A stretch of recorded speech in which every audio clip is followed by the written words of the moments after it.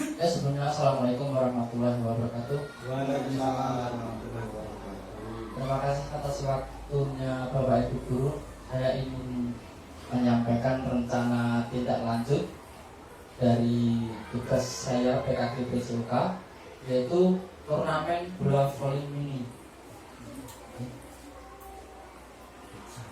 Latar belakang dari rencana tindak lanjut saya adalah bola voli merupakan salah satu olahraga yang populer di Indonesia. Bola voli dimainkan oleh berbagai kalangan, mulai dari anak-anak hingga orang dewasa. Di lingkungan masyarakat sekitar sekolah, di lingkungan sekitar sini banyak pemuda yang memainkan bola voli setiap hari ketika menjelang sore, sehingga siswa sekolah banyak yang termotivasi untuk memainkannya juga. Bahkan setiap jam istirahat di sekolah, siswa banyak yang langsung bermain bola voli di halaman sekolah. Maka dari itu, saya bermaksud untuk memfasilitasi siswa untuk bermain voli dan dapat merasakan bagaimana bermain bola voli di ajang turnamen antar kelas.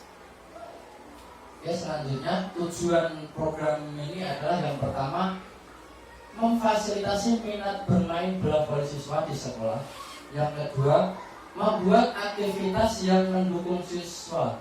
Yang ketiga, mendukung perkembangan gerak siswa, yaitu perkembangan cara bermain siswa. Yang keempat, menciptakan suasana kelas yang menyenangkan atau suasana pembelajaran yang menyenangkan. Yang kelima, penerapan pembelajaran SEM atau Sport Education Model yang berpusat pada peserta didik. Ya, selanjutnya yaitu capaian dan langkah-langkah hasil yang diharapkan untuk setiap tujuan.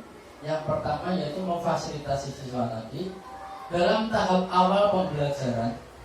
Setelah dilakukan survei minat siswa dalam permainan, guru sudah mendapatkan gambaran apa saja yang harus disiapkan untuk mendukung minat siswa tersebut.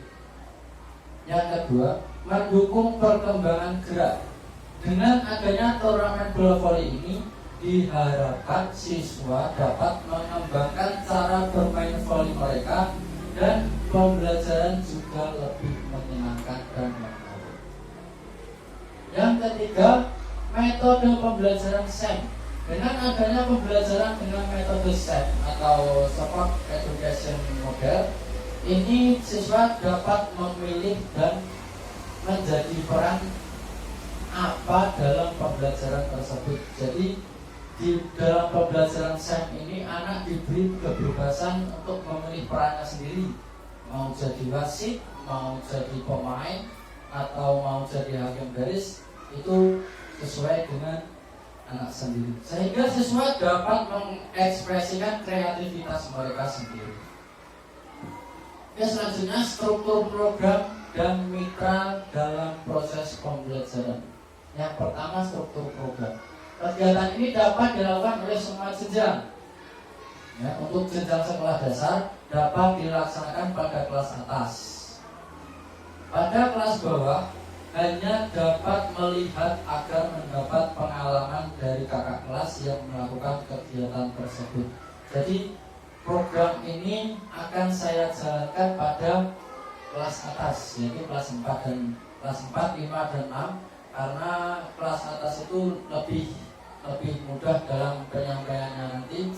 Untuk kelas 1 hanya melihat biar menjadi pengalaman mereka, oh seperti ini toh pembelajaran SEM, atau seperti ini toh cara bermain voli. Selanjutnya, kegiatan ini akan dilaksanakan pada saat jeda semester sebelum penerimaan rapor. Nah, terus selanjutnya mitra. Dalam kegiatan ini guru PCUK berkolaborasi dengan guru kelas 1 sampai kelas 6, peserta didik kelas 1 sampai kelas 6, dan kepala sekolah untuk menciptakan pembelajaran yang sesuai dengan apa yang diinginkan. Tentunya program ini tidak hanya guru PCUK saja yang menjalankan, tapi guru PCUK juga perlu berkolaborasi dengan semua guru, ya, untuk mendukung jalannya program ini dengan baik. Ya, selanjutnya Kapasitas yang dimiliki di sekolah ini yang pertama adalah ada modal manusia. Ya. Modal manusia terdiri dari kepala sekolah, guru, peserta didik, dan tenaga kependidikan. Jadi semua ini dapat berkolaborasi untuk mendukung jalannya program ini. Selanjutnya yaitu modal fisik. Modal fisik ada halaman sekolah, ruang kelas, ada LCD, laptop, alat tulis, dan alat olahraga. Selanjutnya dari modal finansial tentunya dari dana BOS. Oke, selanjutnya rencana evaluasi. Di akhir kegiatan nanti akan ada evaluasi secara menyeluruh dilaksanakan pada setiap semester atau akhir tahun pelajaran. Apa yang sudah baik dan apa yang perlu ditingkatkan. Jadi di akhir program nanti akan saya evaluasi secara menyeluruh, kira-kira apa yang sudah baik akan kita pertahankan dan yang masih perlu ditingkatkan akan kita tingkatkan untuk program di selanjutnya. Dengan melihat dari umpan balik siswa berupa kuesioner atau dengan wawancara. Oke, selanjutnya kemungkinan dan tantangan. Ya, kemungkinan dan tantangan. Tentunya setiap program di sekolah itu pasti mempunyai tantangan ya. Kegiatan sekolah yang bentrok. Nah, ini tantangan pertama. Kegiatan sekolah yang bentrok. Keadaan ini sering saya temukan mengingat setiap tahunnya selalu ada kegiatan-kegiatan di luar agenda yang sudah ada. Nah, sehingga dalam keadaan ini kita lihat mana yang lebih penting. Jadi ketika saya sudah menentukan, oh program ini akan saya laksanakan pada tanggal ini, pada saat tanggal itu ada acara lain yang lebih penting. Nah, itu salah satu tantangan yang kemungkinan terjadi. Yang kedua yaitu pembelajaran akan lebih menyenangkan karena banyak menggunakan permainan dalam pembelajaran. Akan tetapi tantangannya adalah bagaimana cara penyampaian materi ini bisa diterima dengan baik oleh peserta didik. Nah, ketika anak-anak itu sudah bermain, itu ketika kita memberikan materi, anak sudah terlanjur asik bermain, jadi materinya tidak masuk, ya tidak mendengarkan, sudah asik sendiri dengan permainannya tersebut. Itu menjadi salah satu tantangan dari guru BJOK atau guru lain yang berkolaborasi dengan guru BJOK. Selanjutnya, sarana dan prasarana yang mungkin membutuhkan waktu yang cukup lama untuk mempersiapkan proses pembelajaran. Nah, kita mempersiapkan sarana dan prasarana itu tidak mudah, tidak bisa hanya dengan waktu 1 jam atau 2 jam, memerlukan waktu yang cukup lama untuk mempersiapkan semuanya.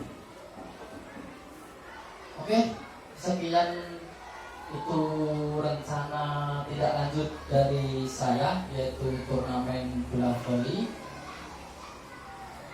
Selanjutnya ini akan ada rencana tidak lanjut yang akan dilaksanakan di jeda semester sebelum penerimaan rapot. Mohon doanya dari Bapak Ibu, semoga program ini dapat berjalan dengan baik dan dengan lancar, sehingga anak-anak dapat melakukannya dengan baik. Oke, sekian dari kami, kurang lebihnya mohon maaf. Wassalamualaikum warahmatullahi wabarakatuh.